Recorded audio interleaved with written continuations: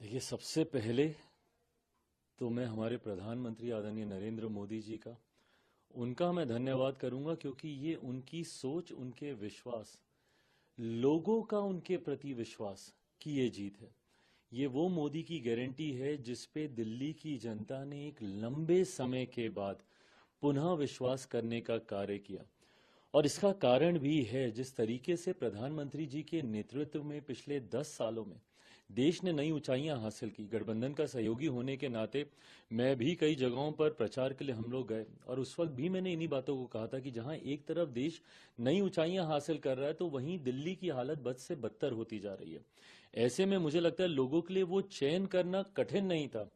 एक तरफ विकास का मॉडल था, दूसरी तरफ विनाश का मॉडल था। एक तरफ बढ़ता देश था, दूसरी तरफ दिल्ली जो कि बद से बदहाल होती जा रही थी। लोगों के बीच ये चुनाव करना आसान था, और दिल्ली की जनता ने ये चुनाव किया।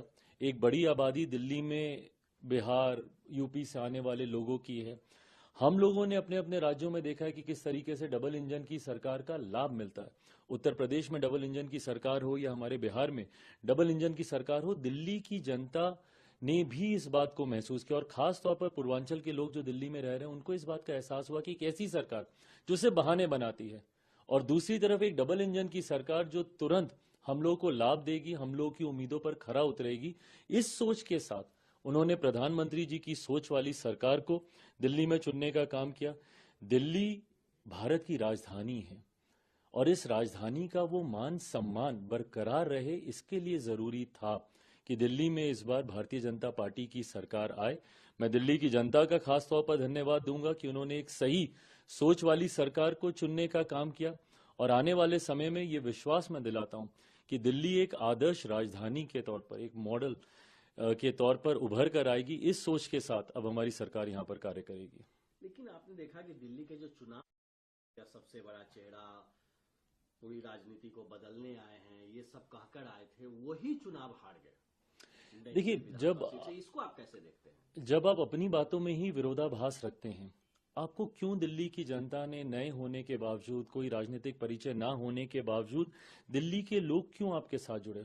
वो सोच के साथ जुड़े जो कि अन्ना जी के द्वारा दी गई थी। आप भ्रष्टाचार के खिलाफ आए थे, आप सादगी की बात करते थे, आप अपने हाथ में उन भ्रष्ट नेताओं की लिस्ट लेकर घूमते थे जिन्होंने भ्रष्टाचार किया। आज आप ही उन घोटालों में लिप्त हो गए। आज आप ही जेल गए हैं भ्रष्टाचार के आरोपों में। भले वो शराब घोटाला हो, बस की खरीदी में होने वाला घोटाला हो, क्लिनिक्स में होने वाला घोटाला हो, अलग अलग विभागों में होने वाला घोटाला हो, आज उंगलियां आपके ऊपर उठने लग गई। जिस सादगी का आप परिचय देते थे, खुद आपने अपने लिए शीश महल बना लिया। दिल्ली में वही शीला दीक्षित जी उस वक्त होती थी जिनके आप एसी तक गिनने का काम करते थे। और आज अपने अपने आपने अपने लिए किस तरीके का शीश महल खड़ा किया, किस तरीके का आपने सिक्योरिटी कवर लिया, गाड़ियों के काफिले के साथ आप घूमने लग गए। कीजिए, दिक्कत नहीं थी, बट आपने कसम खाई थी कि मैं ये सब नहीं करूंगा, 2 कमरे के ही मकान में रहूंगा। आपने तो विचारधारा तक से समझौता कर लिया। सबसे ज्यादा भ्रष्ट नेताओं की लिस्ट जिस पार्टी से थी, वो कांग्रेस थी। उसके साथ आपने समझौता करके सरकार तक बना ली, और गठबंधन में भी आ गए, और राष्ट्रीय स्तर पर एक साथ मंच साझा करते हुए इंडी अलायंस की आपने घोषणा कर दी। इन तमाम बातों का विरोधाभास जनता को समझ में आया, और उनको समझ में आया कि ये सिर्फ झूठ बोलने वाले, बहाने बनाने वाले भ्रष्ट नेताओं की एक टोली है जो पिछले 10 साल से दिल्ली को बर्बाद कर रही है। इसीलिए ये कोई सामान्य बात नहीं है कि कोई इतने लंबे समय तक एक प्रदेश का मुख्यमंत्री रहा हो और वो खुद तक चुनाव हार जाए। वो खुद तक चुनाव हार गए, इससे ज्यादा जनता का जनादेश और क्या होगा। और अन्ना हजारे ने अरविंद केजरीवाल